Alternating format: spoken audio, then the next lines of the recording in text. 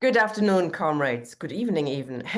Welcome back to the Communist Culture Club. Hope you enjoyed your New Year and Christmas break and all that. We're very glad to have with us once again Luke Prodromou, who is today looking for the third time at Shakespeare. He's looking at Shakespeare's Unruly Women, to be precise. We've pre-recorded this session because Luke is not 100% fit physically, so we've pre-recorded it, but the comrade is with us, as you can see. Hi, comrade. Hi, Luke. Good And evening, everybody.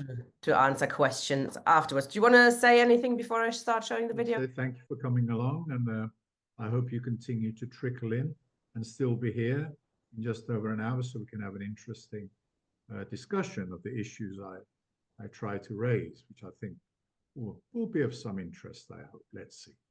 Obviously, I've seen it before, and it's of a lot of interest. I enjoyed it greatly. Thank you, comrade. Thank you very much. Okay, so I'll share the video now, and then we'll see you again for the discussion. Part 3 of Marxism and Shakespeare, or a vaguely Marxist or Marxian approach to Shakespeare. I don't really know what that is with reference to women. All I'm doing is doing my bit for feminism, and I hope it's within the framework of Marxism. And we'll see as we go along what you think. So our subject today is Shakespeare's Unruly Women. And I dedicate this to all the unruly women in the audience and around the world, and to Tina Workman, who I'm sure is an unruly woman. And here are some of Shakespeare's unruly women. You'll recognize some of them. Let me just say one thing. They all have something in common. Whether you recognize Katerina from Taming of the Shrew, Cleopatra, you recognize, of course, Portia from Merchant of Venice, Desdemona, what you call it from As You Like It, Rosalind, and of course, the obvious one, Lady Macbeth, bottom there. So there you go, they are. But the women we're talking about, and I say they've got something in common. I don't know whether you guessed it. You can use your chat box now. Think of social class. That's a clue. And roughly speaking, they all belong to the same social class. And here they are, according to artificial intelligence. These are Shakespeare's most prominent women in terms of the size of their role. And what hits you immediately, of course, is the size of Rosalind's role in As You Like It. Now, a previous speaker on this series said comedies should be kind of discarded because they don't have much to say to us. They're not funny anymore. I have a completely different view. I believe the comedies have a lot to say about feminism and class conflict, the rise of capitalism, the fall of feudalism, and so on. And Rosalind is a good example of how powerful a female character can be. And all actresses everywhere want to be Rosalind. I'm sure some men would like to as well, and they have indeed, as we'll discover as we go along. And Cleopatra, of course, Imogen, Cymbeline, Portia, what do they all have in common, these ladies? And they are indeed ladies. I'm not just being reactionary. They all belong to one social class. They're all at least upper class or aristocratic and belong in court circles. Well, how does Shakespeare see these aristocratic upper class women? Again, AI can have its uses, and I asked it to tell me the adjectives that Shakespeare uses most frequently about his women, these women. Can you predict what he says about them? What are his favorite adjectives and what they tell us about him or her, wherever he or she was or they were? This is what AI says. If you've had a little think, you can use the chat box if you like. You can just think and participate cognitively, as I call it. Here we go. Here is what Shakespeare, according to AI, has to say about women. Wow. Oh dear. They are sweet. They are fair. They are beautiful. They're witty, chaste, divine. Oh, they sound pretty perfect to me. Honest, tender. Oh, a bit proud sometimes and cruel. Overall, though, the picture is incredibly positive. I would say artificially so. Is this a description of real women? It would be a fine thing, perhaps. Would you be flattered if you are a woman and were described in these terms? Well, we'll see how Shakespeare is full of contradictions, and this may be misleading, this picture of the frequent adjectives. It makes him sound pretty airy-fairy, I must admit, and unrealistic. But what about the working class? What was missing from those previous characters and pictures are the working class women in Shakespeare. And if we devoted a session on Shakespeare's working class women, it probably wouldn't last very long. So there aren't many of them. I've chosen 4 as an example of fairly low opinion, sadly, I have to say, he has of working class women compared to the aristocratic ladies we've just been looking at. So, beginning at top left, don't know if you recognize any of these women. From As You Like It, there is a shepherd girl called Audrey. There she is. She's the subject of the quotation at the top there. A poor virgin son, says Touchstone, the clown, who pretends he's in love with her and wants to have a good time with her, I suppose. And he calls her a poor virgin, an ill-favored thing. Well, I look at her, she doesn't look very ill-favored to me. But anyway, but he says, mine own. I love that. A poor virgin, but mine own. And what it's telling us is that it is a quirky character. These clowns always are. And it's a quirk of his nature to have chosen this woman that no man else will have. So, in brief, she's good for a laugh and good for a bit of fun. A bit less attractive, if you like, than the heroines we saw a moment ago. Just below her, we have Doll Tearsheet. Now, her name is significant. She's, as you might know or have guessed, from Henry IV, and that's Falstaff, played by the wonderful Orson Welles in the wonderful Chimes at Midnight. And that's Doll Tearsheet, who's a prostitute. She's a charming lady, very attractive and very tender towards Falstaff, especially when he's off to war and may never come back. So she's a tender prostitute and a lovely human being. I don't think Shakespeare has anything against them. It's just a very interesting contrast with the aristocratic ladies with all their, ideal epithets. Next to them, on the right, we have Mistress Overdone, another interesting name, Overdone, and she's a brothel keeper. She's a bit of a laugh as well. But again, you see, rather crude and vulgar these working class ladies are. And the very famous, wonderful, charming malaprop of Shakespeare, Mrs. Malaprop here is called Mistress Quickly. And she's good for a laugh, as you will know. Mistress Quickly, an ambiguous name. She runs the balls in tavern where Doll Tearsheet works as a prostitute. So I suppose she's a kind of brothel keeper too, in a way. And she hosts the Prince Hal and Falstaff and all his rogue and, his mates who frequent the bar there. So there you are. Those are the working class women. I'm not going to focus on them. It's a bit embarrassing, really. Shakespeare, as with all commoners, generally has a low opinion of them, as we've seen in previous webinars. But his opinions can be contradictory and challenge us very often to rethink stereotypes. But we'll leave the working class women behind for today, as there are many of them anyway. And we'll go back to the upper class ladies and to the beginning of Shakespeare's career, where he asks a question that we too are going to ask and try and answer through my examples and historical approach to this subject. Why, says Adriana from Comedy of Errors, early in Shakespeare's career, why should their liberty than ours be more? That's a good question. She's talking about men, and the way her husband is out and about, doing business, getting up to all kinds of hanky-panky outside the house, while she's stuck in the home, as many women were at the time. So that's the question she's asking, and she's furious.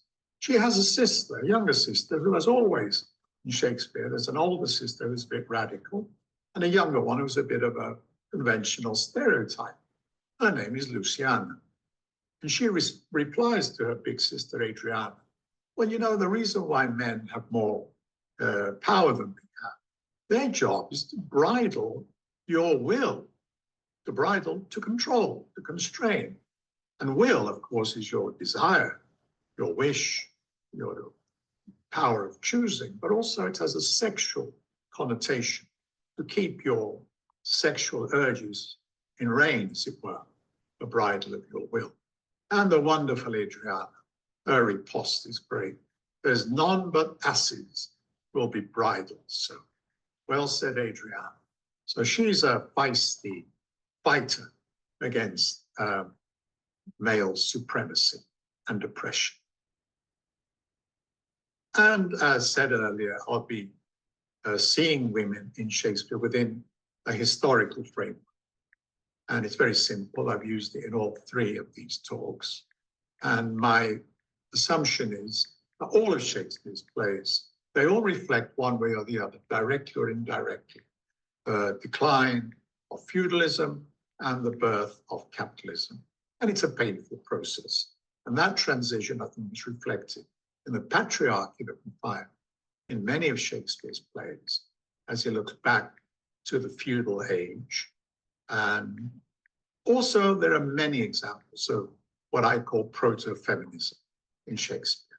And these two illustrations take us from feudalism on the left to this proto-feminist on the right. And you get 100 points if you guess who she is. She was the first woman, I think, to express very explicitly and poetically proto-feminist viewpoints. And we'll come back to this lady, this mysterious dark lady, I may call, again and again.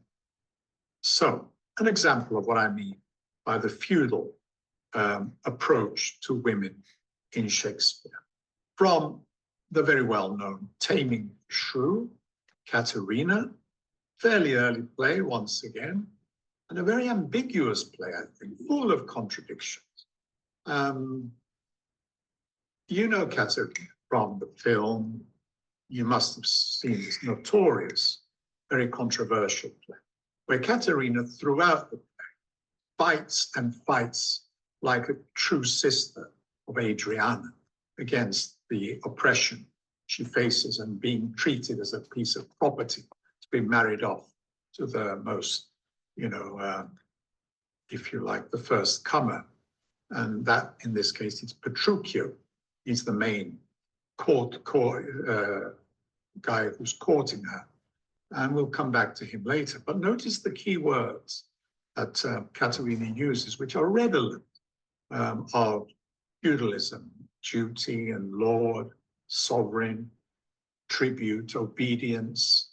All of this reflects the past that Shakespeare often reflects back on and reflects in his plays. So there's a well-known example of a traditional stereotype of women as the property of men who should keep quiet and do as they're told. Katharina fights and fights throughout against this stereotype, but in the end, as you see in this speech, she suddenly has a volte passe, and she tells the ladies in the audience that you should submit to your husband's domination. And we'll come back to this controversy later. But let's look at an example later in Shakespeare's career from Othello and from Emilia, who is Desdemona's maid.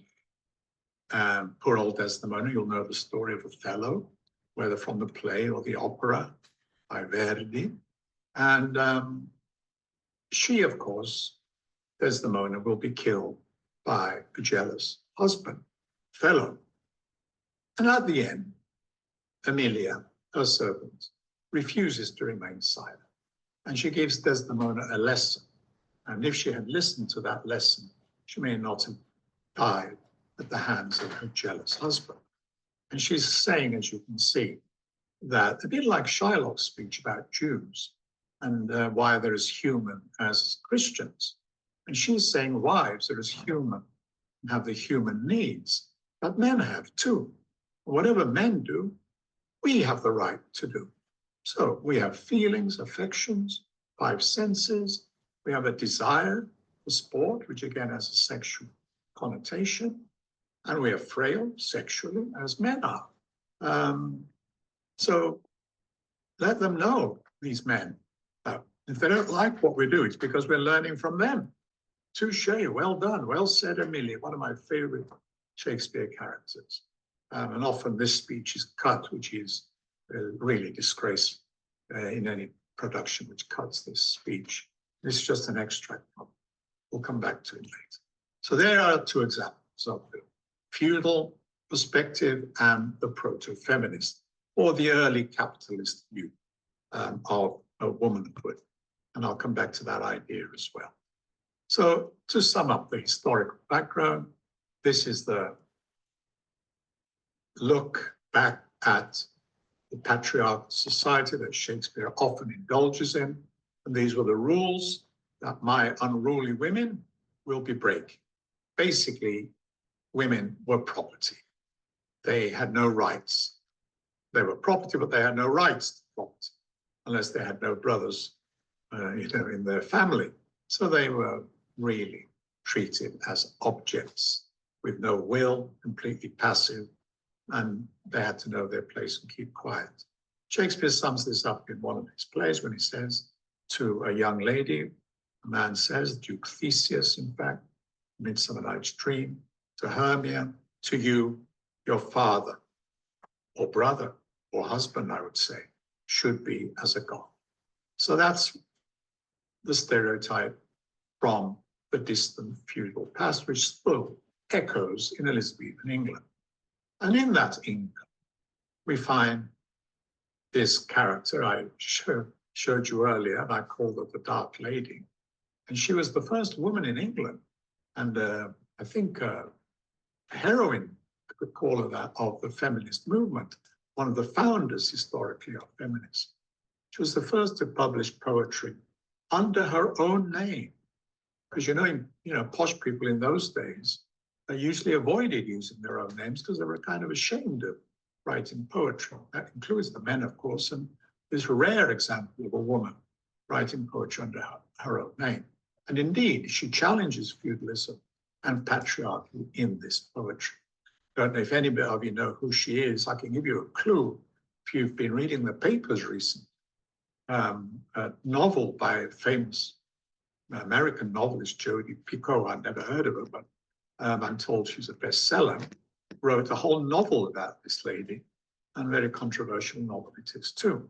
I've read it actually, but it's not my kind of book. But it's interesting that Jodi Picoult chose Emilia Lania Bassano, as she's called, as the subject of her novel, about this very libertarian woman, this very proud woman who in reality wrote poems like this.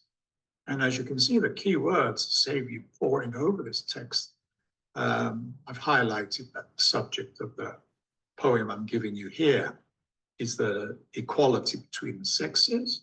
She's arguing, like Adriana, like Emilia in Shakespeare, for the liberty of women. And she challenges the sovereignty, feudal word there, of men. And she blames their seeing them as weak and treating them cruelly because, of course, of Eve's fall. And Eve had a lot to answer for, you see. And what she's saying, Emilia here, is that it's not her fault, the other women of her generation, that this story in the Bible suggests that women are to blame for everything. And she tells the men, you wouldn't be here without our pain. So, there's no justification for being cruel to us. We are your mothers. We go through a lot of pain to give you birth. And they want to be free, these women, be equal and free from tyranny. Powerful stuff. Not a bad poem at all. If one weak woman, that's Eve, of course, simply did offend this sin of yours hath no excuse, nor end, to which poor souls we never gave consent. So don't blame us for Adam and Eve and all that nonsense. So there she is, Emilia Lania Bassano, a courtesan. She was in the court, and she was literally a courtesan. She was the mistress of one of the most powerful aristocrats in the kingdom, the Lord Chamberlain, Hunsdon, and she had a child by him. And then he dumped her onto an Italian, because she's of Italian origin too, and a musician. Her family were a musician's family that Henry VIII brought over from Italy. And Emilia was educated as an aristocrat, a very knowledgeable woman. And as I say, her story is very, very interesting. And she's had a great influence in many ways, and we'll come back to her once again soon. I'm going to use a posh word here, excuse me, the zeitgeist. I think we should talk a little bit about the spirit of the times, the Elizabethan era, what ideas were floating around in the air, and how these influenced Shakespeare, and how they may explain some of the contradictions we find in his presentation of women. So what do I mean by the zeitgeist? I think that's probably a wrong pronunciation, but well, you can't talk about the spirit of the age, in England at least, without talking about Elizabeth I. Like her or not, she was on the throne for a long time. She was a very powerful woman. And quite specifically, she rejects the idea that all women are weak. She says she's as strong as any man and as strong as a king of England. And though the sex to which I belong is considered weak, and it was indeed, as we've just seen with Emilia Lania, you nevertheless find me a rock that bends with to no wind. And she rejects men as her master. Now, as you know, she never married, but she had lots of friends, male friends, perhaps lovers, Leicester and Essex and all the rest of them, Christopher Hatton, many, many men. She loved the attention of men, but she didn't want them to boss her around. So I think we should take her into account. Many of Shakespeare's heroines probably influenced by Elizabeth and were probably created to flatter Elizabeth when she saw the plays at the court. And of course, another very important aspect of the ideas of the age, which are responsible to some extent for the concept of women being weak. And yet I'm going to argue paradoxically that the Reformation also indirectly led to women becoming stronger. You will recognize at least two of these reformers in Germany and Switzerland, I believe, France, Switzerland on the right.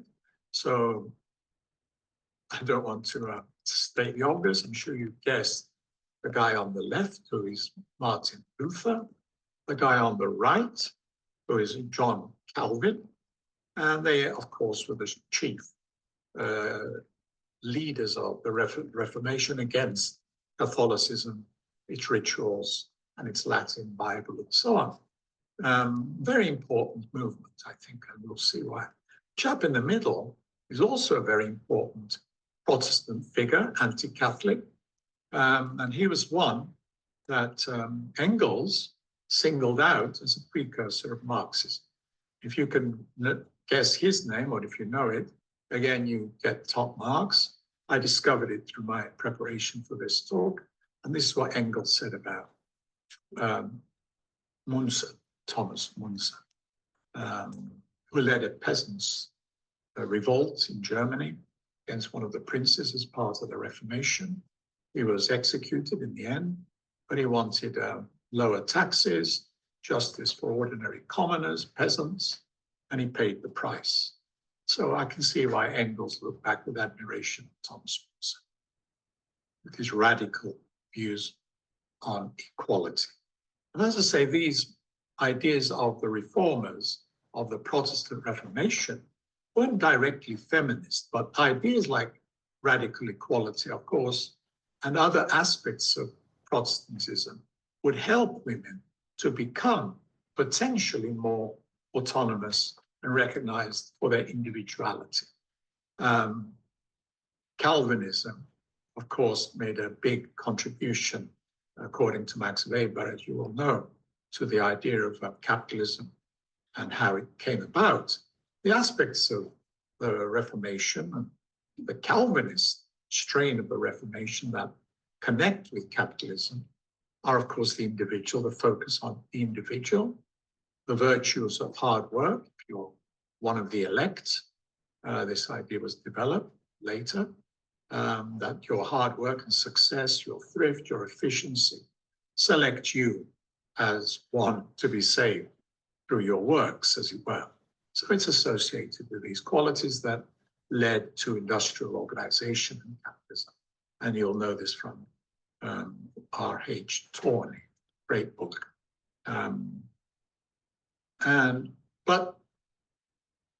on the other hand, Luther and Calvin, for all their radicalism towards Catholicism and their beliefs in the individual's right to believe as he or she wished, considered women an important part of human nature, of course, but the weakest part. And it all goes back to Adam and Eve and the Bible. So the Bible, in a sense, has a lot to answer for punishing half the population, or giving, religious people the pretext to punish their wives and daughters. But a slightly different story of a great Protestant is that of Tyndale, William Tyndale. And you'll know why he's famous, no doubt, because of his insistence on translating the Latin Bible, or the Greek, if you like, into English, which he did, because he believed every believer, individual, had the obligation and the right to understand the Bible in their own language, not some Latin mumbo jumbo that they couldn't really understand. And priests had to mediate. And, all these other weaknesses of Catholicism, he, in practice, challenged by translating the Bible. He was the first to do it. And the important thing is that this attitude towards the education of commoners is progressive by definition. And commoners will include women, although women at the end of the day were silenced. Their voices were suppressed because of the Bible. Again, you can't get away from it because the Protestants also revered the Bible. So women were, I think, given some impetus to express their individuality.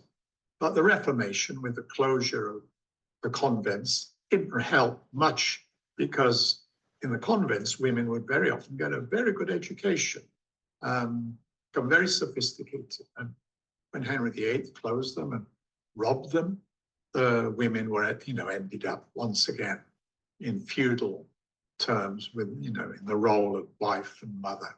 Who doesn't have to say very much or do very much apart from, do the housework and be protected by her.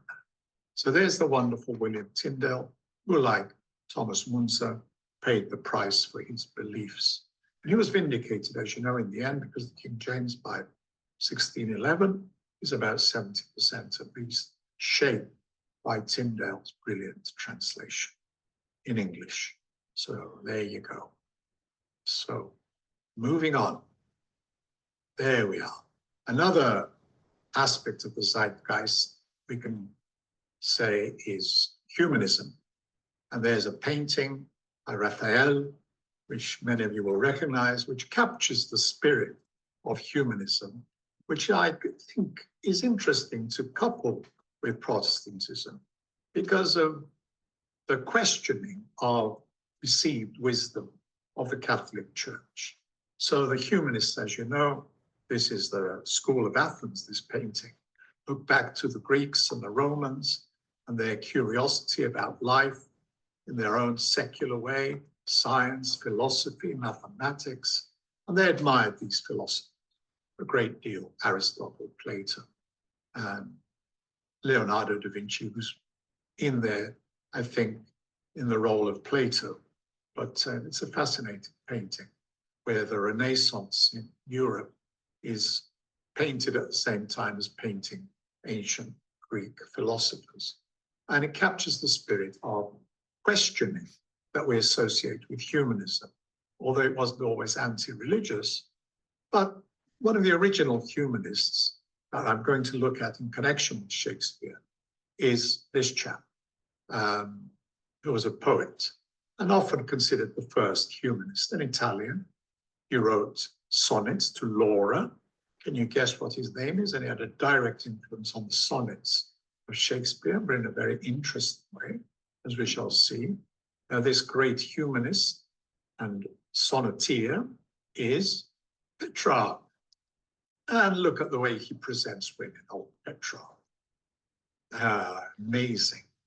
If you go back to those adjectives I showed you, describing women, here we have Laura, this unrequited love for Laura, who is unlike a mortal. She's immortal.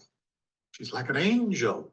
No human voice can compare to her voice or describe her. And she's a heavenly spirit. She's up there in the skies, not down here on the earth. A living sun. That's what Francesco Petrarch says about the beautiful, perfect, unreachable, unattainable, cruel-hearted Lord. Poor old Petrarch. And he wrote dozens of poetry like this about poems about Laura. And to put him in a nutshell and the way he sees Laura, she is heaven. She's in heaven. She is heavenly. She is the sun. She's everything. She's up there, high up. What does AI say about Petrarch and Laura? I asked it to tell me. How does Petrarch describe her eyes? Give me the adjective. Let's see what all the words that we can learn, the metaphors, the similes. Wow. The sun, light, fire, angel, flame, crystal, star. She is absolutely unbelievable, immaterial. All beauty, all things beautiful are there in Laura. Why do I point this out? Why is Laura and her eyes so important to Shakespeare's studies and women in Shakespeare? Well, I wonder if you can remember when Shakespeare mentions the sun in one of his sonnets. But before I show you what Shakespeare does with the Petrarch sonnet, which had a big influence on his predecessor, Philip Sidney, who copied Petrarch. His Laura was called, what was her name? Stella. You see, she's up there in the stars, in the heavens. And he was Astrophil, Philip Sidney, Astrophil and Stella. Very Petrarch in every aspect of the poetry, Astrophil and Stella, the series of sonnets. But before we look at Shakespeare, it was a very different kettle of fish. How would we describe, if we were writing a poem about our true love, male or female? Can you think about your lover, male, female? You want to write a poem about how beautiful their eyes are. Which words are you going to use? What are her eyes like? Think of a simile, a metaphor, before I show you Shakespeare's trick, which is this. He takes the sonnet, and this is what he does with it. My mistress eyes, my mistress eyes. Unlike yours, Petrarch, unlike yours, Sir Philip Sidney, my mistress eyes are nothing like the bleeding sun. If you were Tony Harrison, it's probably what he'd write. Great poet, Tony Harrison. But Shakespeare says, no, she's not divine. She is not heavenly. She is like this. My mistress' eyes are nothing like the sun. Coral is far more red than her lips red. If snow be white, why then her breasts are dun. If hairs be wires, black wires grow on her head. I have seen roses damasked, red and white, but no such roses see I in her cheeks. And in some perfumes is there more delight than in the breath that from my mistress reeks. I love to hear her speak, Yet well I know that music hath a far more pleasing sound. I grant I never saw a goddess go. My mistress, when she walks, treads on the ground. Yet, by heaven, I think my love as rare as any she belied with false compare. You can see why I think Shakespeare here is having a direct dialogue with Petrarch, the great humanist, who idealized women, and Sir Philip Sidney, who had a fantasy about his Stella, which was completely unreal. Now, whether it flatters women or not, I don't know, to be described in terms of absolute perfection, all things bright and beautiful. But Shakespeare says, no, my missus is, you know, not very nice at all, really, in conventional terms. And the pictures I showed you are the 4 leading candidates for the so-called Dark Lady. This last one here, you will recognize, she's the most popular candidate for the Dark Lady. And her name is, as we said, Emilia Lania Bassano, and she's a hot favorite. But we're not sure. The first one I showed you was a black woman, Lucy Negro, and there was Mary Fitton and another one whose name I can't remember now. 4 leading candidates. All of them, according to Shakespeare, are very imperfect beauties.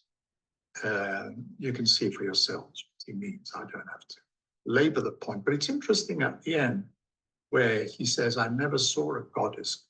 So that's what Sidney and Petrarch describe their women as, goddesses.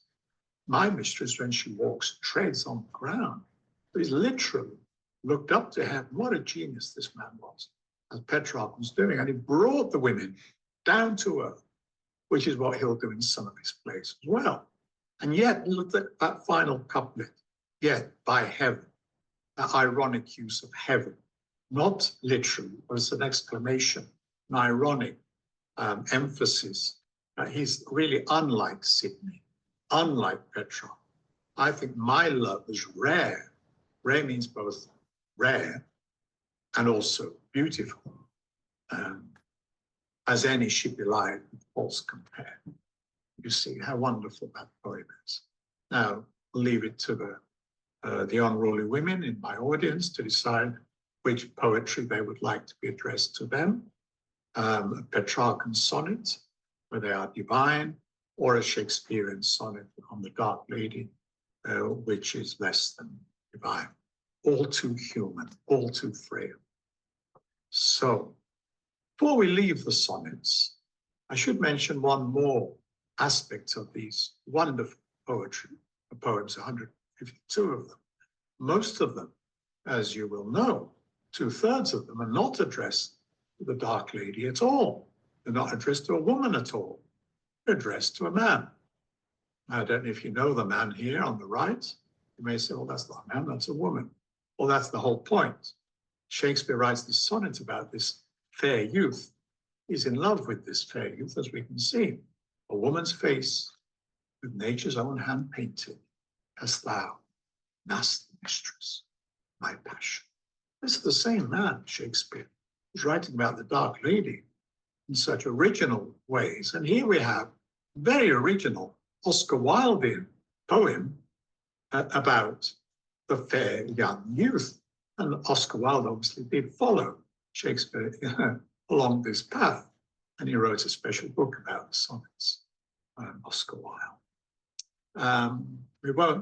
We will come back to the idea of gender bending, as I call it, in Shakespeare. It begins in the sonnets, or I've begun with the sonnets, and it's very homoerotic. You read all of this poem, very famous one, The Master Mistress of My Passion. It puns, very crudely about sexual relationships between men. He uses the word prick as a verb with obvious connotations.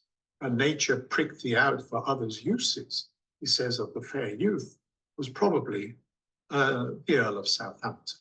In case you hadn't guessed, he is the most likely candidate, the addressee of many, well, the Venus and Adonis and Rape of Lucrece is this fair youth, the Earl of Southampton, and he's probably the subject of the sonnets. 2/3 of them are about this man.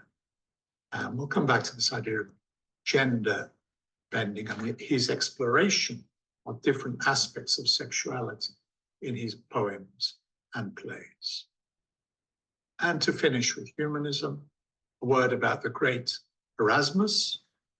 Just before Shakespeare was born, he left his fingerprints, his thoughts in the spirit of the age. I just want to highlight his focus on women and their education, a progressive view for its time. But in the end, Erasmus, for all his open-mindedness and belief in the individual dignity and potential of humanity, still thought women belonged in the home as good caregivers.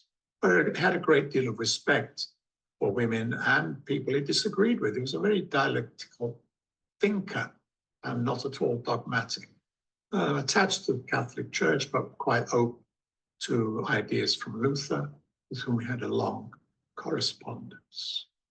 The great Erasmus and his focus on individualism and the wonders of human nature, which we see reflected in the very humanist play of Hamlet. And we'll see an irony and a huge contradiction in the way Hamlet sees man in humanist terms, very much in the spirit of Erasmus, in this famous monologue, where he praises the nobility of man. What a piece of work is man. Notice the gender, how noble in reason, how infinite in faculty. This is all very Renaissance, looking back to the Greeks, looking back to Erasmus and people like that. In action, how like an angel. In apprehension, how like a god. The beauty of the world, a paragon of animals. So human beings are up there with the greats, with the angels, and embodiments of reason, scientific curiosity. Wonderful stuff. But yet, when Hamlet comes to women, he turns out to be a bit of a misogynist.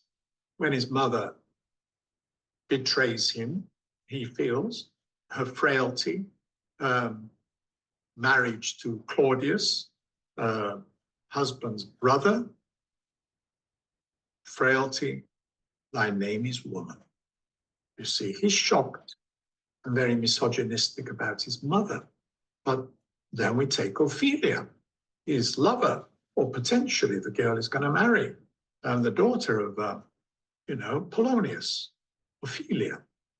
And he's very angry with her and gives her a very rough time. He tells her to get thee to a nunnery. This poor girl. Nunnery is a brothel as well as a convent, you'll know that perhaps, and become a prostitute. Why wouldst thou be a breeder of sinners? So on two levels, whether you see it as being closed up in a nunnery, being totally asexual, or being a prostitute, it's not good news for women. A bit of a misogynist here is Hamlet. So he's certainly not a perfect example of a humanist in many ways, but he expresses humanism. And as I say, Shakespeare is full of contradictions, and that's one very good example. So we go back now to patriarchy, having given the historical outline, the spirit of the age. In terms of ideas, we come back to the idea of a patriarch, father or brother or husband, and how it's expressed in other ways. Take the wonderful Midsummer Night's Dream. Like many plays, it explodes in the first scene with an expression of patriarchy and anger towards women. And here, Theseus, the Duke, played by Ian McKellen here, is telling Hermia to question her desires, like Adriana, whose will has to be bridled. Poor old Hermia who wants to marry somebody else, not her father's choice, is told to question her sexual, probably, as well as choice, the meaning of desires there, or forever renounce the society of men, you know, to go into a nunnery once again, or die the death. So she could die if she doesn't do what her father tells her, to marry Demetrius and not there's a difference. Anyway, that's what Hermia wants, and she's treated by her father as a piece of property, as I say here, to be disposed of as he wishes. And he's got the backing of the law of Athens. She's mine. I may dispose of her as I wish, you see, like a piece of merchandise or real estate, which shall be either to this gentleman or to her death. Pretty harsh words for a comedy. There are no comedies in Shakespeare. They're all problem plays, posing questions. Hermia and Lysander, they reject all of this nonsense. And the two young couples, Helena, Lysander, Demetrius, and anyway, Hermia, Helena, Lysander, Demetrius, that's right. They run off to the forest. There's often Shakespeare. You run away from the oppressive court, the corrupt court, from the oppressive state, from the oppressive law, and your family, and you go to the woods somewhere where everything can be turned upside down. The world, indeed, turned upside down, where anything can happen and anything does happen in A Midsummer Night's Dream. They're going to escape the sharp Athenian law. And that's what they do. Partners swapping. Once they're there, you know, they think they're in love with X, but they make love to Y, and so on. A lot of hanky-panky going on there. And the greatest of all the unruly women, perhaps in Shakespeare, the whole of Shakespeare, at least A Midsummer Night's Dream, is the fairy, fairy queen, Titania, who nevertheless is all too human when she has an urge to make love to a donkey, Bottom the weaver. It's a great example of, I don't know, sexual liberation, bestiality, you name it. It's all in A Midsummer Night's Dream. And people falling in love with whatever happens to come to sight, literally.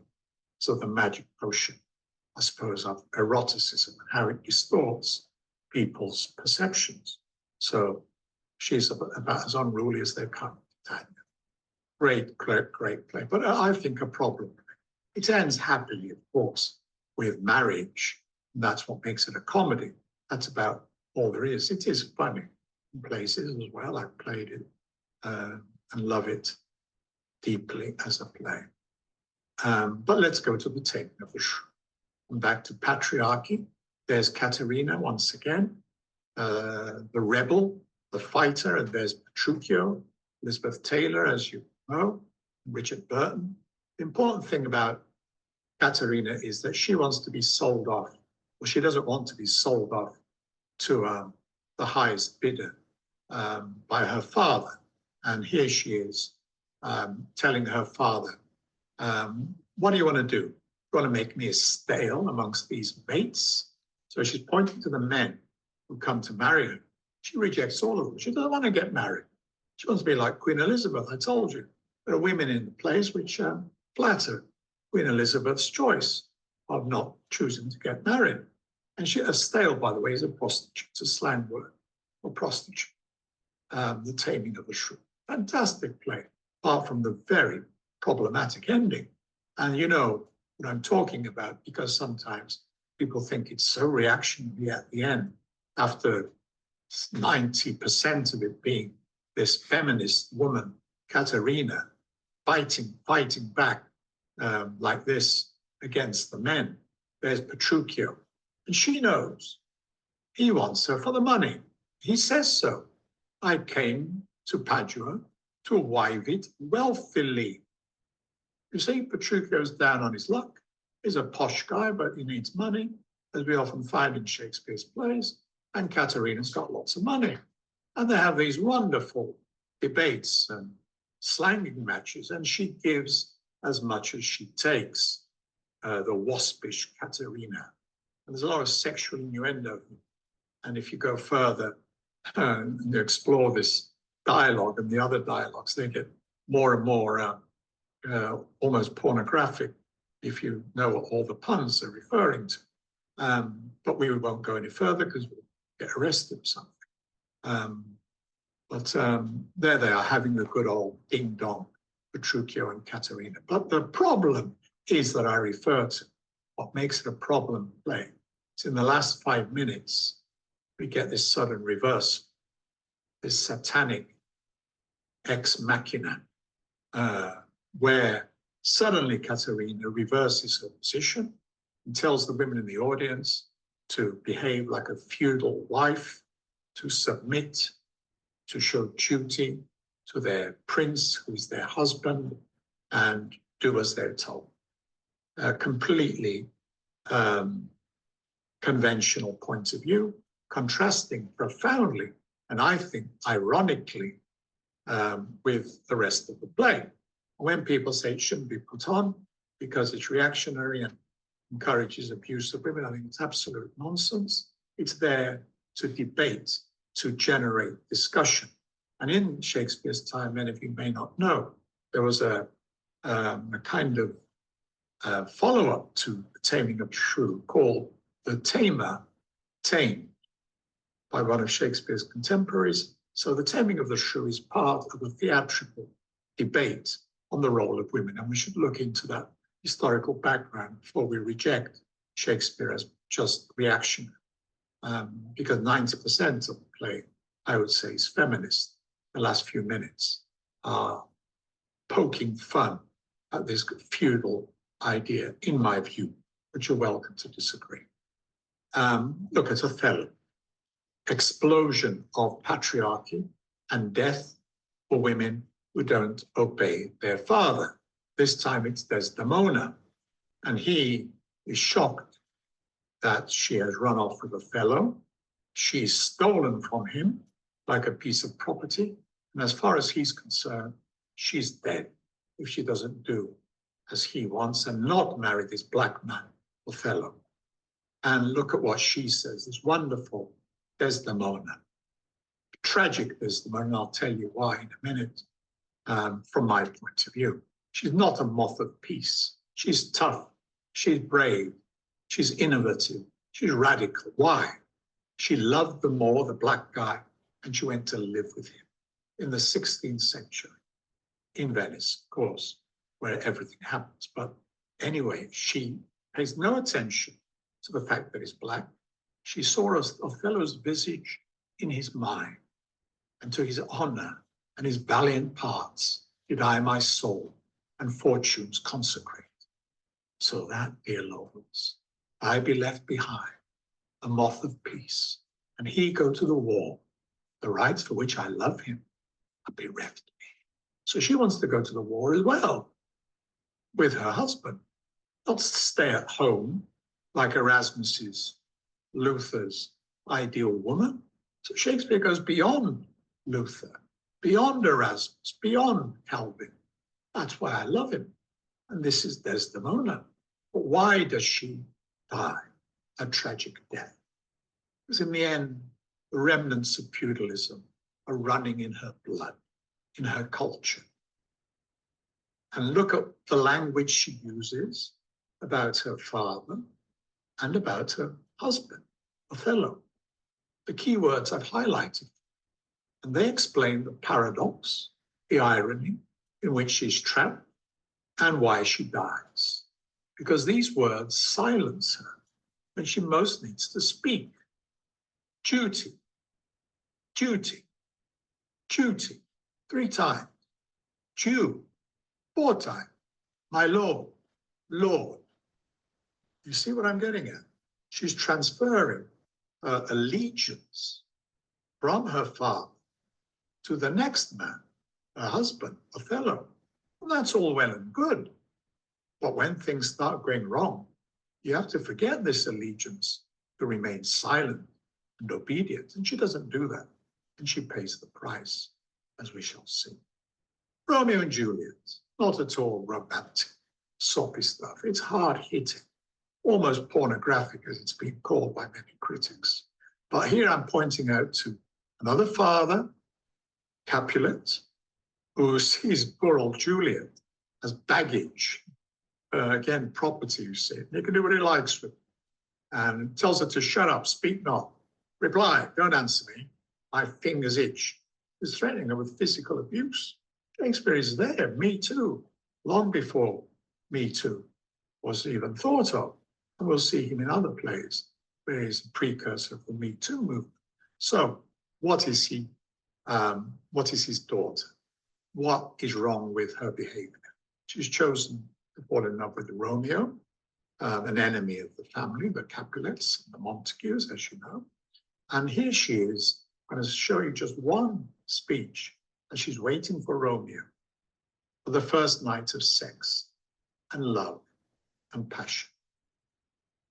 This girl is 13 years old, getting on for 40. And this is what she says about her anticipating sexual experience. Gallop apace, you fiery-footed steeds, towards Phoebus' lodging. Such a wagoner as Phaethon would whip you to the west and bring in cloudy night immediately. Spread thy close curtain, love-performing night, that runaways' eyes may wink and Romeo leap to these arms, untalked of and unseen. Come, gentle night, come, loving, black-browed night, give me my Romeo, and when he shall die, take him and cut him out in little stars, and he will make the face of heaven so fine that all the world will be in love with night. There you are. I've left out some of the best lines, most erotic lines, because there's just no space for them in this speech. But even so, you can see on more than one level what this young lady is saying and how special and powerful a character she is, who wants desperately to break away from feudal bonds. And her expression of sexuality in this language of night and love performing and come, loving black-browed night, and die, I've highlighted, because many of you will know the double meaning of die in Elizabethan English from the French. And it's, on one level, you can see it as perfectly innocent, a passion that she's anticipating, a sexual passion. And then, of course, there's Shakespeare with his double meanings, as very often in the play Romeo and Juliet, pointing to very explicit sexual experiences. But I think she's a very wonderful character, very powerful, and dies tragically because she is the new individual, the female individual, aristocratic, of course, or upper class at least, who pays the price for breaking the feudal bonds with Romeo. Wonderful. Another quick example, Much Ado About Nothing, another comedy, but very much another problem play. Again, death is there for the poor woman who doesn't do as her father says. Her hero's father turns against the hero, is the heroine. There she is of Much Ado, or one of the heroines, the other one we'll see in a second. And she's accused by her new husband, the posh aristocratic Claudio, that she's a whore, that she's had an affair with somebody else. So he rejects her, her father rejects her and welcomes her death. Here we go again, the same old motif. Either do as I tell you or you die the death. And the man, the husband and the father are equally guilty here. But Much Ado About Nothing, of course, nothing is a pun, sexual pun, as well as the word nothing. It's very common sexual connotation in Shakespeare's Elizabethan English. But we have the great Beatrice, who was a different kind of woman altogether. Very critical of men and satirical in her description of men, and Benedict is similarly a bit of a cynic, but in the end they fall in love. When they do finally fall in love, because it is comedy after all, they will get married, she tells him to kill this horrible snob, Claudio, for abusing her friend Hero in such a way. And she wishes twice that she were a man. Oh, that I were a man, I would eat his heart in a marketplace. So she tells Benedict to go and finish him off for treating this other innocent woman, and she's innocent, Hero, this atrocious way. So there's another feminist, unruly woman in Much Ado About Nothing. I said I'd come back to gender bending, and it all begins really gender bending in Shakespeare, not with the sonnets at all, but with the boy actor, a convention of the boy actor who played the women, and the convention of cross-dressing, where the woman, played by a boy, then gets dressed up as a woman, and in one case, who then pretends to be a man. We'll come back to this confusing chain of gender in a minute. But it's very important because it's a convention that automatically obliges the actor who's playing the woman to suggest the masculinity. And when these women pretend to be boys, as they often do, they have to be convincing boys. So they have to learn the discourse of masculinity to be convincing on the stage. So I think it's inherently the boy actor convention, a radical and progressive, although reactionary convention at the same time, where women were not allowed to appear stupidly on the stage. But the fact that boys played them and pretended to be men shows that women could do what men do, to be convincing on the stage. And you see this in Portia, for example, in A Merchant of Venice, where in the feudal world of Belmont, she's a fine lady who has to do what her dead father has dictated, to marry the man who chooses the correct casket. That's the feudal world of Belmont. When she goes to Venice, dressed as a man, remember she's been played by a boy in the original.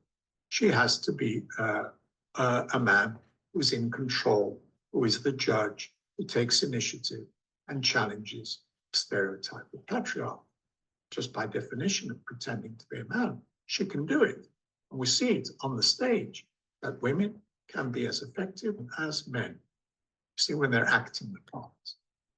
And we see it again in As You Like It with a great Robin. Here the two friends are cursing their fate, which has been unfair to women, not treating them equally, and lacking in gifts to women, as Rosalind says. And they, of course, escape from all this inequality and oppression by going off to the Forest of Arden, where Rosalind pretends, remember Rosalind is being played by a boy, now pretends to be a man, a boy, another boy called Ganymede. And her friend asks her, what shall I call thee when thou art a man? So she's going to have a sex change, basically, to pretend to be a man. It's very modern in its way, unintentionally, but she's going to be Ganymede, and the name is interesting, because if you know who Ganymede was, you wonder what Shakespeare's getting at here.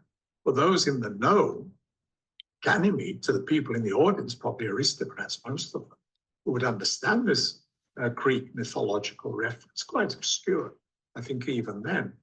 Perhaps not so as it is today. But it's a symbol, I think, Ganymede, of modern homosexuality of the gay community, because Ganymede was the most beautiful of mortals. And old Zeus, or Jove, fell in love with this young man and had him amongst all his other conquests as his cupbearer and, of course, his partner. That's the way they did things on Olympus in those days. So it's a homoerotic story in the original Greek myth, and it makes As You Like It fairly homoerotic as well, when you get Ganymede pretending to be Rosalind and her boyfriend, Orlando, not knowing, of course, that it's a disguise, is pretending to be falling in love with the young man who's pretending to be Rosalind. It's very confusing, isn't it? But basically, it's the story of the sonnets retold, the master mistress of my passion. There's the Earl of Southampton, you remember, a woman's face with nature's own hand painted, as thou the master mistress of my passion. There it is. And what we've seen, As You Like It, is this is a man, as you can see, Orlando, and this is Rosalind, played by a black actor, Adrian Lester. And we begin with a boy actor who pretends to be Rosalind, who pretends to be Ganymede, who pretends to be Rosalind. And then, of course, in the end, she is exposed as Rosalind. Underneath it all, she's still the boy actor. She will address the audience at the end, both as a boy and as a girl, if you read the end of the play.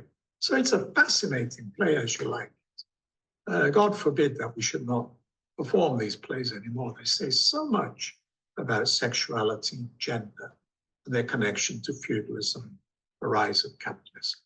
12th Night, here we go. Viola. She's doing the same trick. She's played by a boy, and she dresses up as a man, Cesario. And she's both a man and a woman.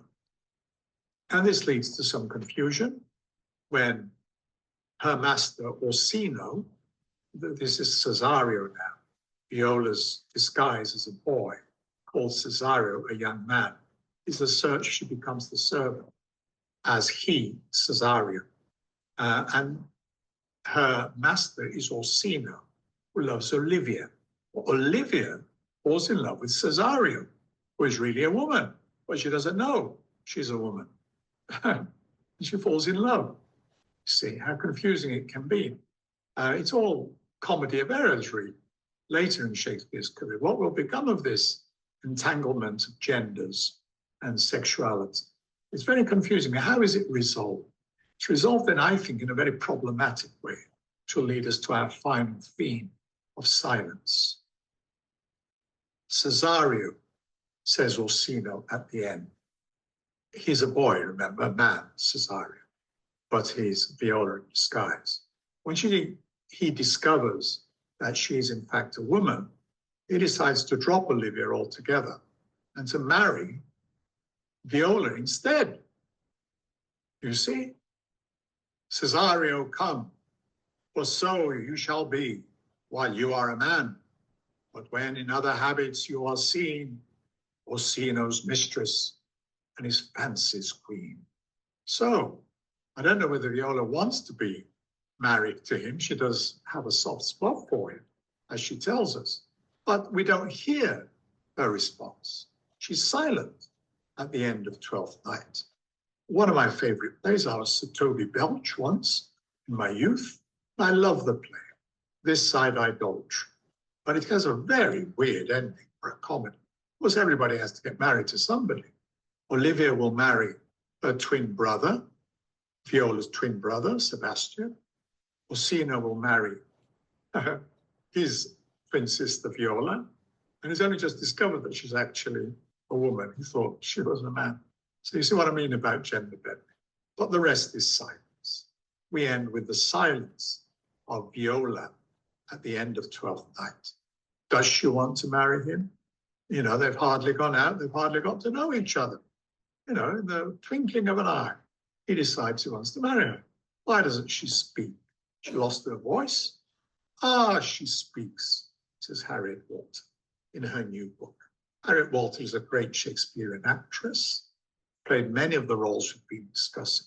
And in her fascinating little book, she gives female characters from Shakespeare speeches which she thinks they should have spoken, but didn't, because in those days, women, as we've seen, were expected to know their place, to be silent, not to speak. So, taking my cue from Harriet Walter, we see Isabella in Measure for Measure, who is the object of Angelo's lust. Angelo is the embodiment of state power, and he wants to rape her and blackmails her. in all kinds of ways if she doesn't submit to his sexual passion. But she says, I'm a nun. I'm chaste. I don't believe in all this stuff. Leave me alone. And she wants to tell the public, tell the world. She's been threatened like this, abused. But who would listen, she says? To whom should I complain? Did I tell this? Who would believe me? And you see, Angela knows, like Weinstein, Jimmy Savile, and the other guy, Epstein. What's his name? You know, him. Say what you can, he says. My false overweighs your true. When I lie about our relationship, people will believe me, not you, but just a woman. But the deus ex machina here is the Jew, the good Jew, who is good, but he does something very funny at the end. The last few minutes of the play, he decides he wants to marry Isabella. But she's a nun, you idiot. You know, can't you see? But he likes her. She's so virtuous. Give me your hand and say you will be mine, says the good Duke in Measure for Measure. And what does Isabella say? Nothing. We don't hear her response. Silence. Emilia, to finish, with the woman's voice, which Harriet Walter did not need to supply because Shakespeare did it for her. Iago, the villain in Othello, tells her to charm her tongue to shut up. And she says, I will not charm my tongue. I won't shut up. I am bound to speak. I will speak as liberal as the North to save Desdemona from herself. You remember she tells Desdemona what men are really like. She's warning her to fight Othello, to resist, to speak out against the false accusations of having affairs. And we're answering the question I began with. Why should their liberty than ours be more? And Emilia will tell us why in this final speech. Desdemona, as I said, dies because of the concept of duty and her lord, and this leads to her being silent when she should speak up for herself. But Emilia gives her this advice at the end, before she's killed Desdemona.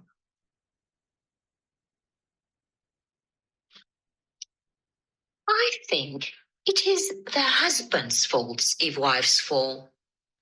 Say that they slack their duties and pour our treasures into foreign laps, or else break out in peevish jealousies, throwing restraint upon us, or say they strike us, or scant our former having in despite.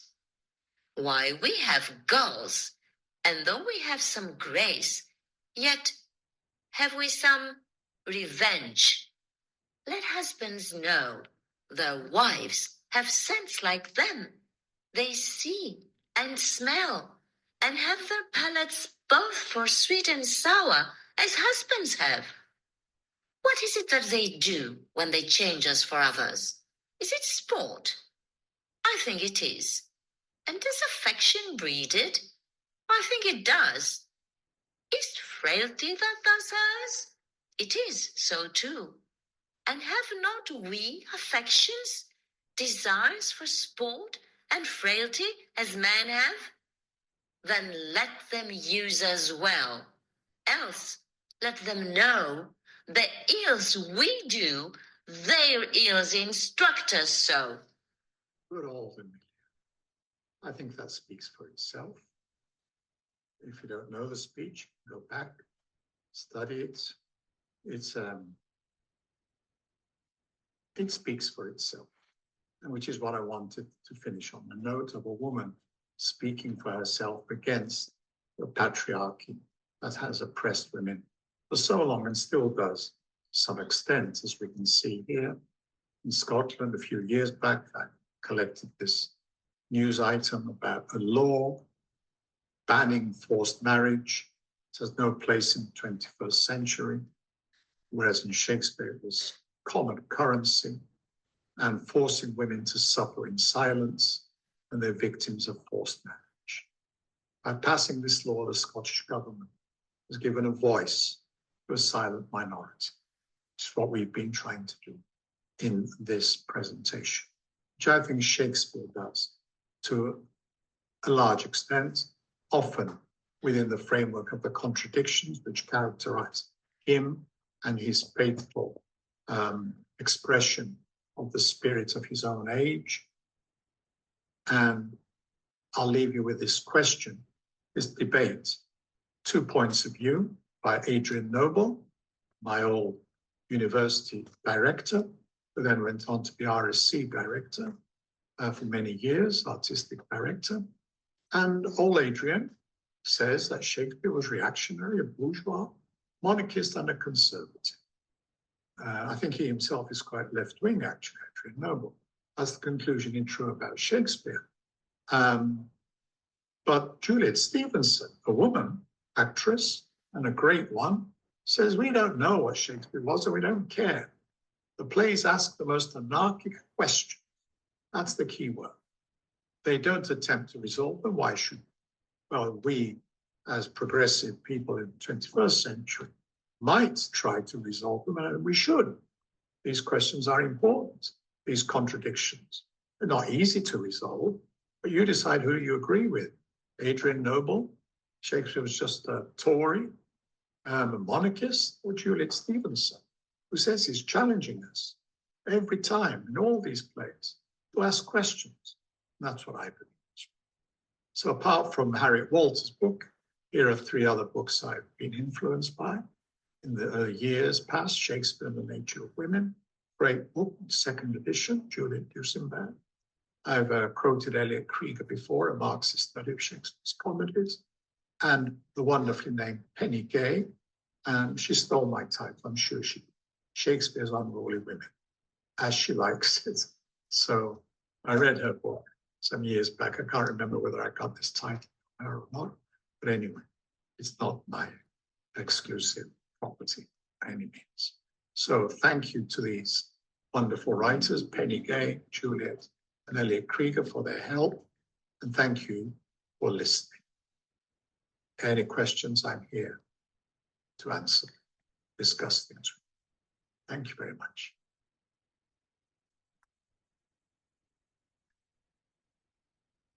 Thank you so much, comrade.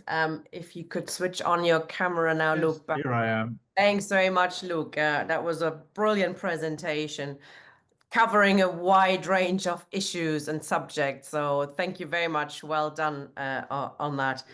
There's another book, isn't there? We talked about it briefly about, I think it's called Let Us Speak. I quoted it. Where were you? Yes, sorry. But in the end, didn't put it down as a picture. Harriet Walter's book. That's the one. You recommended it to me. I read it. I used it. I integrated it. And I had a slide. You must pay more attention. Oh, at the end, I mean, at the end. Yeah, I'll forgive you. I said you were unruly right at the beginning. Yes. You see, you proved my point. Very good. Comrades, if anybody would like to ask a question, make a contribution, please click raise hand and we can make you into panelists.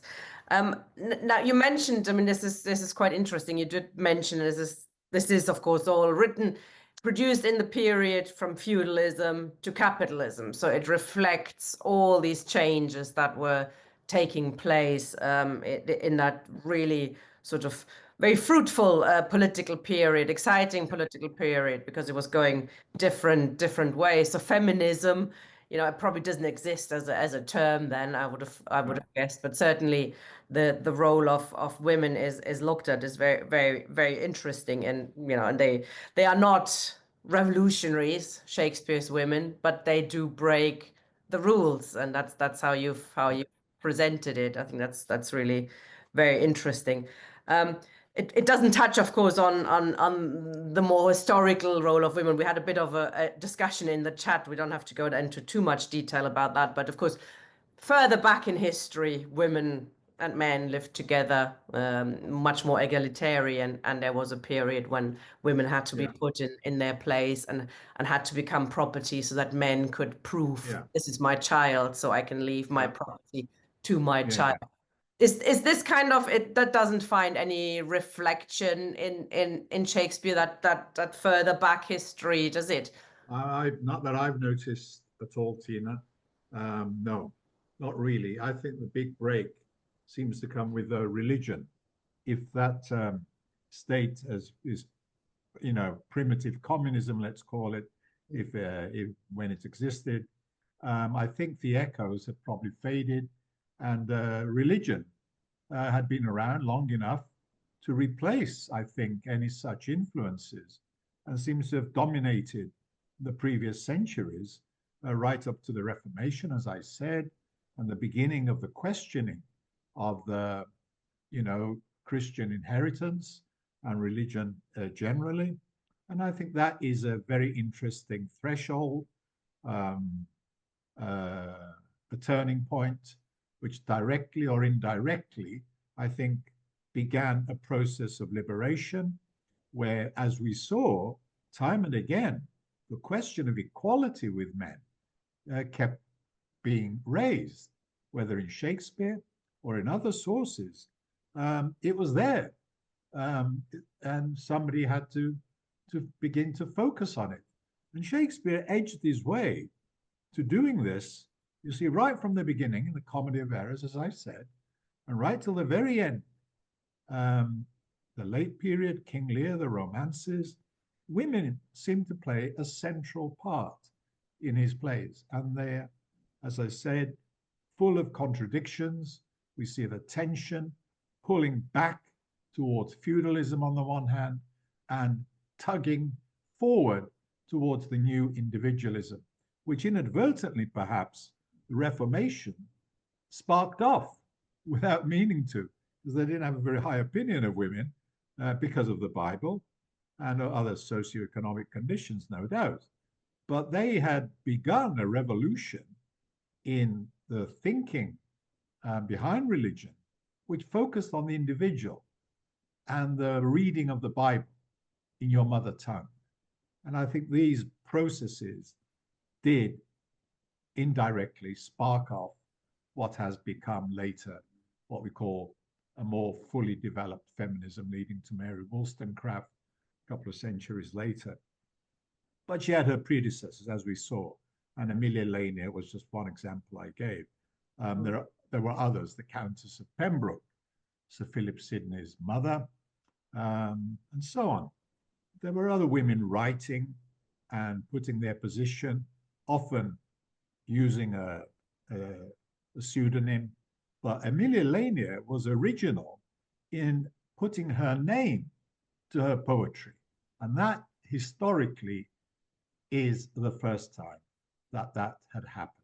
Women did write, but not under their own names. She's unique in that respect. And it's fascinating that she happens to be the leading candidate for the Dark Lady. The connection there is amazing. It was A.L. Rouse, the historian, who first picked her out as the likeliest candidate for this mysterious woman, if she existed. It sounds to me all too real, as you saw from the poem I quoted. My mistress' eyes are nothing like the sun. This is not just playing at poetry. It's describing a real person who is all too human, all too frail, all too imperfect, and yet is madly in love with her. But is madly in love with a young man. So you see what I mean about Shakespeare being radical by definition, contradictory by definition. Is he crazy about men, or is he crazy about women? And the same thing comes up in As You Like It, where Rosalind is both a man who is fallen in love with and a woman who is fallen in love with. It's the same person. This kind of split sexuality, the gender bending, as I called it, it's so ubiquitous in Shakespeare. Whether he knew it or not, whoever he was against his wishes, I think, quite radical, revolutionary. And to pigeonhole him as a conservative and handing him over to the Tories like this is, I think, grossly underestimating the power of Shakespeare. It's just bringing out the power. You need the right directors to do this. You need the right approach to bring out the radicalism of Shakespeare. But instead, we get the tourist industry pandered to, most of the time. And a lot of the real power of Shakespeare gets lost in this, wishy-washy idealization of a bard who can do no wrong and who is the embodiment of everything patriotic and British and so on. The gender bending thing is very interesting, I think, especially if you look at it today in the whole debate around trans issues. Yes, indeed. I often think both sides of the debate are so stuck in the either or. You can't be a woman because this and that. You can't be, and then but the other side as well. Where you have to go Well, through that is total really ahead of its operation time, to isn't be it? either or. Whereas, in the past, it was actually the more whole liberated. the transgender debate is a fairly recent one, I suppose, and wokeism and all the rest of it. And here we are, going back to Shakespeare and stumbling onto him, anticipating the whole transgender thing with the convention of the boy actor. And as I said, the way he uses it, having, men falling in love with another man without realizing it. And sometimes the disguise is dropped, as in The Merchant of Venice, where Antonio and Bassanio, whatever his name is, yes, they quite openly affectionate. And there's a crypto-homoerotic relationship there, which he doesn't bring out explicitly. And we see the same in Twelfth Night, where there's another Antonio who is also in love with a young man, Sebastian. And again, that's hinted at rather than explored. But using the convention of the boy actor, Shakespeare can explore sexuality and the diversity of gender roles and gender attraction quite safely, because the convention is there. And it can be a bit of a laugh. And behind the comedy, I think some very radical points are being made or accepted tacitly. If you asked him, he probably wouldn't know what you were talking about, just writing a piece of entertainment. But these conventions, they express ideas perhaps beyond the conscious awareness of the writers themselves. And the play is more than just the individual writer's intention. The text is there. It has a life of its own. And over the ages, it's interpreted in different ways. And here we are in the 21st century, able to see transgender issues in Shakespeare, whereas Dr. Johnson in the 18th century would have seen something completely different. So that is for all ages, I suppose. Yeah, and it's going back as well, isn't it? This whole idea of playing with gender and sort of, Urkommunismus, as Marx and Engels called it. Well, it's back now, and it's quite fashionable. Played with those roles all the time. Yeah, and he did it, you see, it dropped out of favor when the Restoration came and women were allowed onto the stage, and the stereotypes prevailed. But there you are. I think Shakespeare does break the stereotypes consciously and sometimes inadvertently. And that makes him fascinating, endlessly relevant. And for those reasons, not because of bardolatry and blind worship of this patriotic figure. But there you go, matter of opinion. Yes. What about then the Dark Lady, Amelia Bassano, Lanier Bassano? There's also speculation when you Google it, that she was actually, if Shakespeare was more than one person, that she might have been part of the writing team. Well, yes, that's exactly what Jodie Picoult says in her novel, which, as I said, I read, and it's okay. It's a bit of a potboiler, but she writes well, and that's the implication. Now she goes the whole hog and makes her the exclusive author, which I think really is self-defeating. But that there are influences in these plays, as I've said before, from other authors, that there is a co-authorship element there is widely now officially accepted. He was not a sole individual genius in his garret working all alone. He worked with Middleton, he worked with Fletcher, he worked with Thomas Nash, he worked with Christopher Marlowe. We know this now almost factually. So whether women were involved, we know that the Countess of Pembroke was a huge patron of the arts. And all these artists, the university wits and Shakespeare seem to have gathered around her coterie of literary men and women, but she wrote herself poetry as the Countess of Pembroke, the Sidney family. And Emilia Bassano is part of the court circle. Again, we find the Dark Lady not on the streets, except for the case of Lucy Negro. One candidate is a black woman called Lucy Negro. It's a pure hypothesis that she may have been the Dark Lady. But the favorite candidate, as we've said, is Emilia Bassano. And she was a musician, and the Dark Lady is a musician. We see that in some of the sonnets, the musical metaphor. She was of Italian origin. She was probably dark. Her life story fits into the plausible scenario of her being Shakespeare's Dark Lady. We will never know, but we can speculate. But the interesting thing is that the woman belongs to a courtly circle.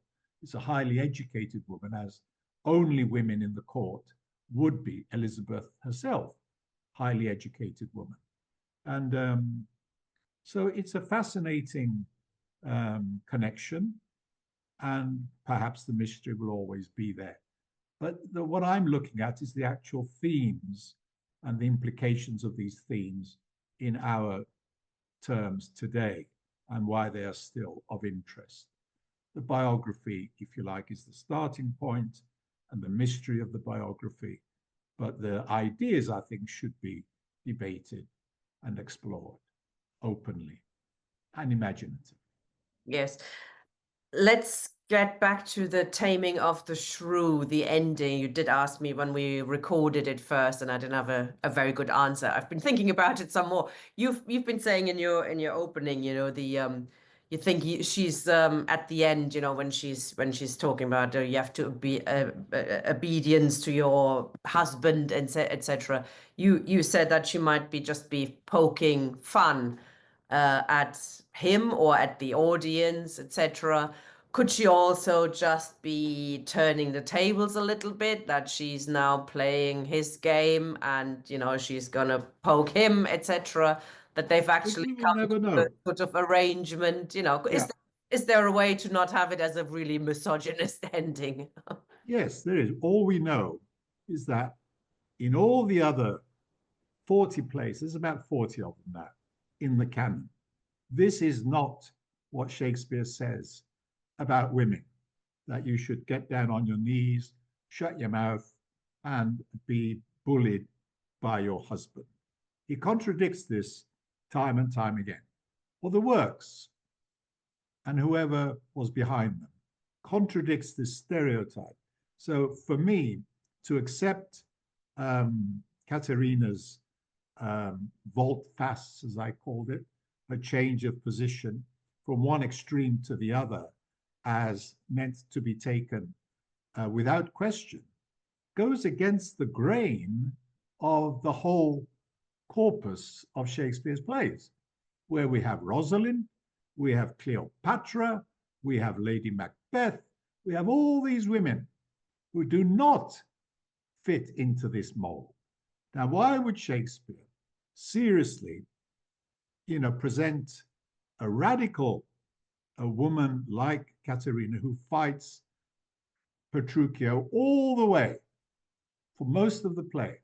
Why would he then say, look, your real place is, as Calvin would say, or Luther, is to just sit at home and be my carer, and I'll protect you in this feudal way that I referred to? I think we have to take it as a convention. A comedy has to end in a comedic way, with marriage and some kind of reconciliation. Here, I think there's an element of tongue-in-cheek, and there's an element of, let's see where this can take us dramatically. And I think the irony is part of the theatrical experiment that Shakespeare was trying out in The Taming of the Shrew. And it's ironic, as I said, there was another play written in response to it called The Tamer Tamed. So it was an ongoing debate about the role of women in Elizabethan times. And I think it's good to see The Taming of the Shrew as part of this theatrical debate that was going on. Because we see Shakespeare had completely different views in other plays. So why would he seriously tell us? It's an early play anyway, comes very early in Shakespeare's career. And if it were the case that he meant us to take it literally, he certainly changed his mind by the time he got to Othello and all the other plays I mentioned. Yeah. Ian wants to come in. If anybody else would like to come in, please click raise hand or put your question in the Q&A. Well, Hello, Ian. Hi. First of all, thank you. A magnificent lecture. I just so wish I'd done your course. Anyway, I just wanted to ask about psychoanalysis, which is, I know, a bit of a sidestep, but psychoanalysis has played a part in the literary criticism of Shakespeare. Do you feel it has any part to play, really?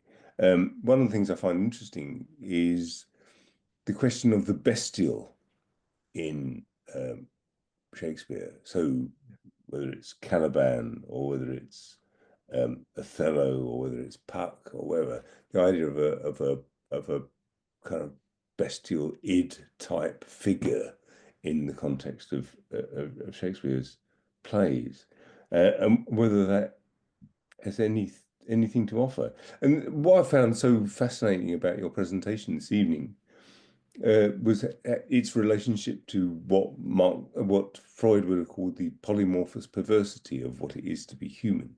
The idea of there is a sense in which sexuality is somewhat fluid, and in Shakespeare's day, maybe that was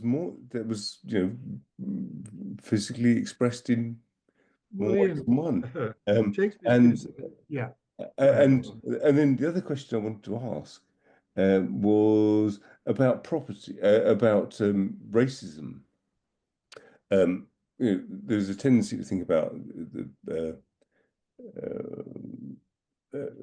race, and it didn't have the same meaning then. So Othello wasn't necessarily inferior because he was black. That's something we've superimposed onto it. Was Othello just simply an expression of a notion of a martial race? And also, with that, it imposed a kind of a masculinity, which ties in with the other kind of point that I was making. I think, just that really. Thank you. Well, on the Freudian point you made, Shakespeare, as I said, anticipates so many currents that came later, including Freud. And we know that Freud and his mate Ernest Jones wrote a whole book about Hamlet and the Oedipus complex. So as far as the Freudian subconscious and Hamlet's relationship with his mother and her sexuality, frailty, thy name is woman. Frailty, remember, is a sexual frailty. Freud could very plausibly, or Ernest Jones, talk about the Oedipus complex. And theatrical productions nowadays very often show Hamlet, acting out the Freudian interpretation. I think Laurence Olivier's version was also influenced by Freud, and the idea that he's in love or jealous of Gertrude marrying his uncle and so on. The bestiality, I pointed out that Titania, that's bestiality in a very obvious way, where she wants to make love with a donkey, albeit in her dreams, her subconscious dreams. That's Freudian, you see, because it's a Midsummer Night's Dream, remember. and she's dreaming of having sex with a donkey. And it's hilarious, of course, and beautiful poetry. It is a most remarkable play. And that's incredibly Freudian. The fact that he's got dream in the title is an interesting coincidence in terms of Freud and the interpretation of dreams. And of all things, I mean, not only does he have the couples swapping partners left, right, and center, and Titania loving a little boy, a little Indian boy. You may not remember the details of the plot, Ian, I don't know. And both Titania and Oberon, her husband, both fancy this young Indian boy. There's a kind of erotic attachment to this servant boy that they're fighting over. They're squabbling. So there's another Freudian element. The couple there, the married couple, Oberon, Titania, fighting over the little boy, the Indian boy, and there's Titania then finding time to want to make love to Bottom, the weaver, who is actually a donkey at that particular point. It's one of the most marvelous, magical moments in the whole of Shakespeare. And the poetry of Midsummer Night's Dream is really beyond belief, just, the sheer beauty of it. So I think you can find Freud all over the place, in Shakespeare, as you can find whatever you like, whether it's Marx or whether it's Christianity, whether it's monarchism or anti-monarchism. All human life is there. It really is a secular Bible for many people. Now, as for the racism, I think the remarkable thing about Othello is that he doesn't fit the stereotype. He's a fully rounded human being, unlike Christopher Marlowe's treatment of race, which is one-dimensional, and other contemporaries. His treatment, Shakespeare's treatment of Othello, is that he's noble, that he's a poet. I mean, he speaks like a poet. His imagination is so magically attractive to Desdemona. The things he says, the way he says them, his courage, his calm, his expertise, as you said, in martial terms. But the obvious thing to say is not that Shakespeare's a racist because he has a black man kill his white wife out of jealousy. This is not suggesting that all black people go around killing their white partners. I think it's ridiculous. I mean, black men, as white men, have passions. They can be as jealous as any man. I don't think Shakespeare anywhere says it's because he's black that he does what he does. You see, it's because he's a human being. It happens he's black, and he has Desdemona saying, this lady from the Venetian elite running off with a black man and living with him because he's a decent human being, because she saw Othello's visage in his mind. And to say, look at a man's mind, not the color of his skin, is still radical today in the England that you live in and in the Greece that I live in, to say that so powerfully. And the racist is Iago, not Shakespeare. He has a character who embodies racism.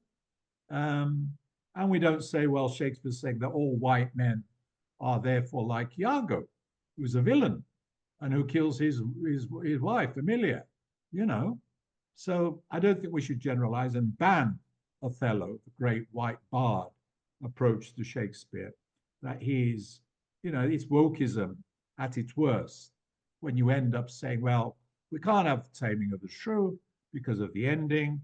We ban that. We drop it, we don't give it a place. And Othello, well, that's a bit racist. We'll drop that as well. Oh, and Shylock, yes. Oh, that's anti-Jewish. Let's drop that. I mean, you could do that with most of the plays, and you'd end up with very little. I think they're there, these plays, with all their faults, with all their contradictions, and we should be, strong enough to face their cultural givens.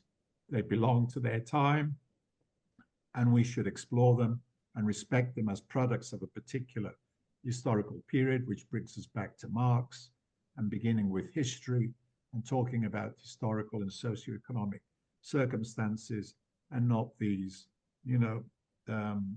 facile generalizations about racism and whatever, and prejudice, We're all prejudiced.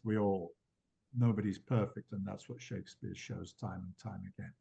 The imperfections of human beings, and yet the beauty, the paragon of animals, for all our contradictions.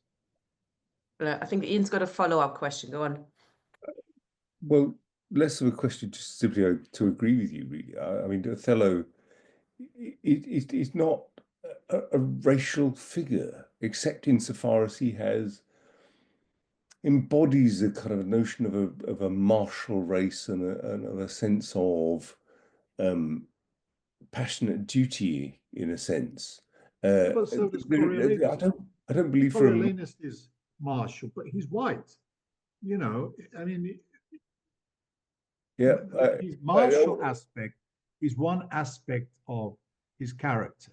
Clearly, the Venetian state used, Moors, as they were called, from North Africa, in their armies.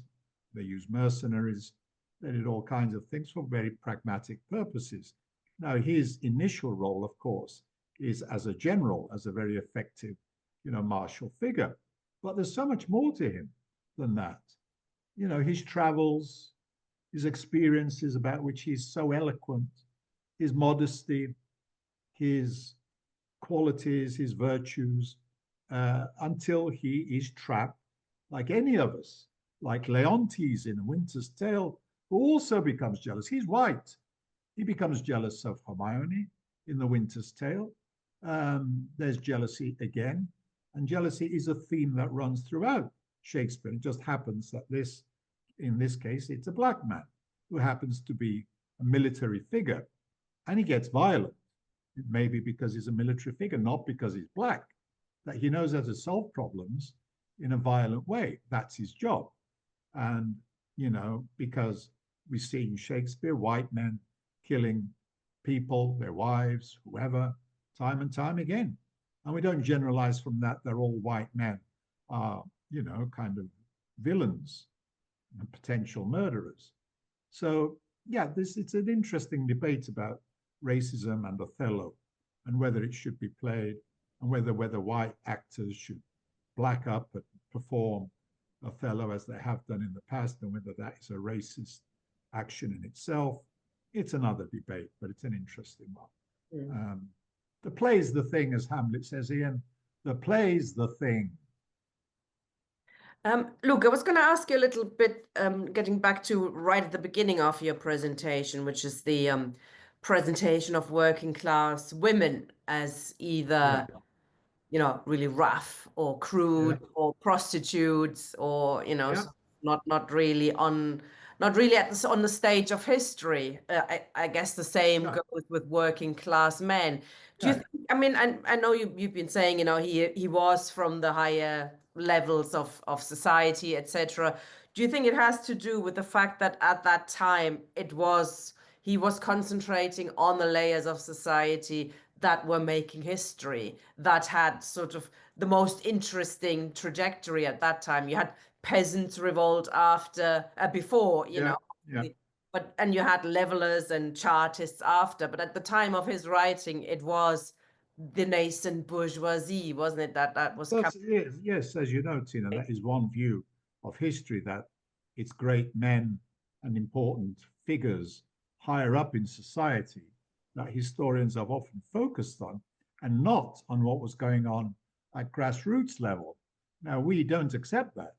The very fact that this forum exists is that we look at the invisible participants in history, the people behind the Peasants' Revolt and other peasants' revolts that followed, and it's equally a choice of the writer to choose to focus on people like the peasants as we saw Henry VI in the revolt he presents, Jack Cade's Revolt, and in other plays, in Julius Caesar, we do see the people. They do have a kind of, they come on and they behave as a bit of a mob, Very few of them are separated out as individuals.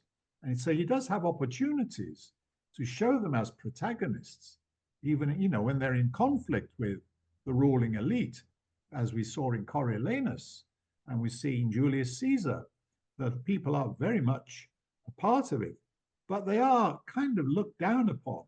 And I don't know whether it's because Shakespeare was not the guy from Stratford, but some kind of member of the court, but he seems to identify with court ideology, let me put it that way. There is a clear default position from which he seems to be looking at historical events. Yes, you're right. And he goes back time and time again to the nobles, the aristocrats. We saw in Henry V how the important victims of Agincourt are the named aristocrats, and all the rest are the also-rans, the anonymous cannon fodder that Falstaff talks about. Food for powder, food for powder. So Shakespeare is very conscious that he's editing ordinary people out of history as if their lives don't matter. And that is very much a point that is made by him in Henry V himself. He knows that he's been naughty, and they're treating ordinary people as cannon fodder, whose names we don't know, the unknown soldiers. And the ones who matter are the few, the happy few, the aristocrats, with names like counties of England. You see, they're the ones who come down in history. So there are other playwrights, though, of the time, Thomas Dekker, Ben Jonson, who do focus on other classes apart from the aristocracy. Shakespeare is the one who's obsessed with the aristocracy. The Shoemaker's Holiday, Thomas Dekker, and others, they do look further down the social scale. So the option was there. This guy, as Adrian Noble, the RSC director, said at the end of, you know, the quotation, that he was a monarchist, a bourgeois, conservative, a Tory twit. It's a bit unfair, but that's what Adrian Noble said. I can see where he's coming from when he sees that. But I would have thought Adrian would be much more critical of the texts than to accept at face value the conservative appropriation of the Bard of Avon. You see what I mean?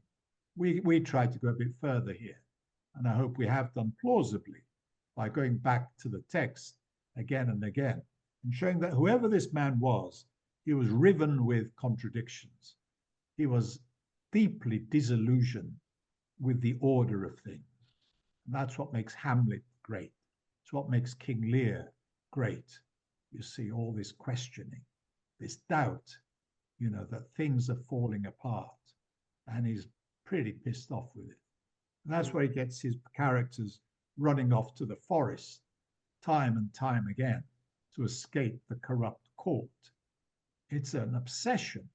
Get away from the corrupt court. Go out into the countryside. You see what I mean? Another world. The world turned upside down. And then he comes back to reality because he was a member of his own period. He belongs in the 16th century and 17th Jacobean period. And in the end, he comes back to the default position. But he leaves us with all of these questions. And that's what we've been exploring. Questions. Let's keep questioning. That's all we can do. Absolutely. And be dialectical, as we were taught to be, and find a synthesis. He didn't find the synthesis. We find the thesis. We find the antithesis very often.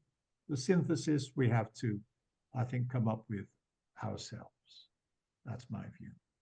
But it's there for us to work on, to continue. As Tony Benn said, each generation takes up the struggle time and time again for democracy. So that's what we have to do. Each generation has to go back and continue to question and struggle for something better. Another world is possible. That's what I've been trying to say. Very good summing up. And you have very much succeeded in bringing him to today. And of course, I we hope so. remember that Yeah. Karl Marx was a big fan of Shakespeare Yeah. as well. And you And we can't. see now why he was. Absolutely, yes. And he's looking at how society changes, doesn't it? And how it's overturned, how things are overturned. And Marx loved contradictions, and Yeah. he loved, Hegel and stuff like that. And Shakespeare was, he anticipates Hegel as well, and all this, thesis and antithesis business. Am I don't know, perhaps reading too much into him, but I think it's his human instinct. And after all, these great philosophers and political theorists, they are, drawing on human experience, just like Shakespeare was. And perhaps they felt similar things to Shakespeare. They saw similar things. And Marx went one particular way, Shakespeare went his own way, appropriate to his own time. But so there you go. Endlessly fascinating.